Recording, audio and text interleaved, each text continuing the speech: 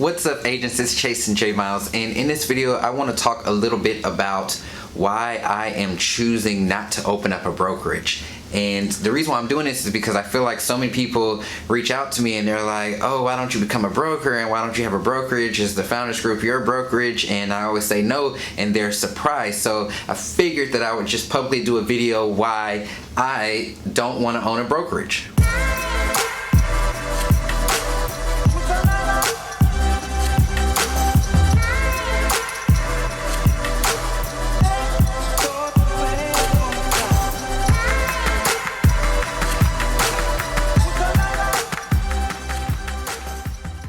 I want to be just real with y'all in this video, and I'm going to let you know like my true thoughts.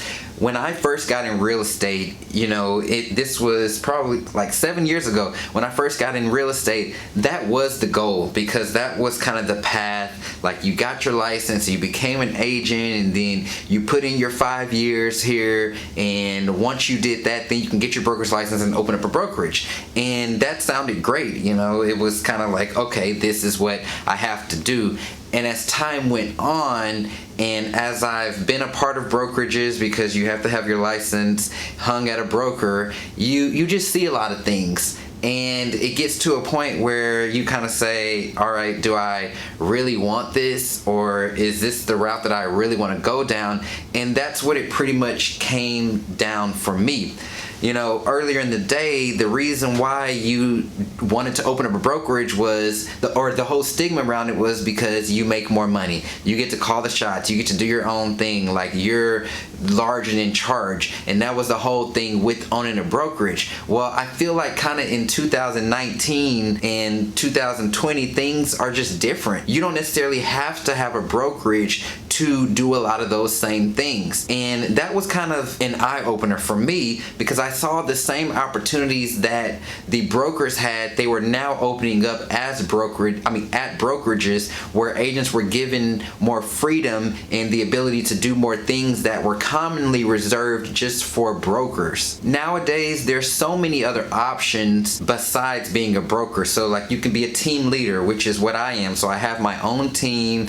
We operate the way that we want to operate. We're still under a broker, but I'm the one running the team. And then you can also become an owner, so you don't necessarily have to put in time and become a broker to actually own a brokerage. Like, you can have a brokerage with a broker over you that's just signing off, and you're the one actually running the brokerage. And so you're probably thinking like, why would somebody want that when they can just become a broker? Well, the big reason is there's a huge amount of liability, and there's a huge investment that you have to make if you want to become a broker. So just think about it. Like, when you're a broker, you're responsible for every agent that's under you. Therefore, if somebody does something wrong, if somebody is quitting, if somebody just rubs somebody the wrong way, like, that falls back on you.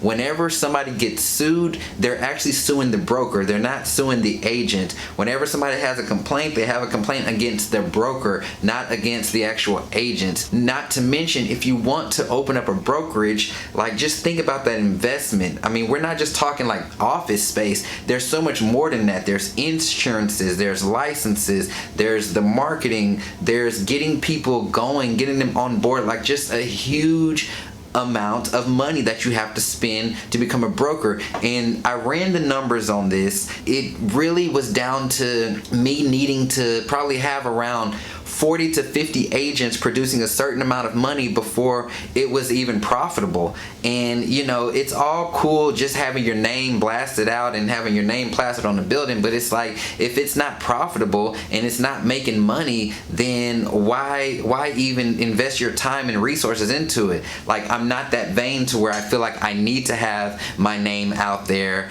in a sense of, oh, I'm the broker and I own this. Like, whatever. I'd rather have more money in my pockets than just just walking around with a big head and not making any money. So that was a huge reason in itself. I hit the mark where I could get my brokerage license and open up a brokerage a long time ago, years ago, but I chose not to, especially after I saw the opportunity at the brokerage that I'm a part of right now. So I mean, literally, I'm still able to run my team and do things the way that I want to do them, creatively, selling, making money the way that we want to make it, but we're still getting the advantages of the brokerage. So we're getting the revenue share, we're getting the stock options, we're getting the health care, we're getting all the marketing, we're getting the training. Like, it's literally like plug and play, to where I can have my name out there, or I can build my brand the way that I want to build my brand, but I'm able to tap into all of these resources that the brokerage offers.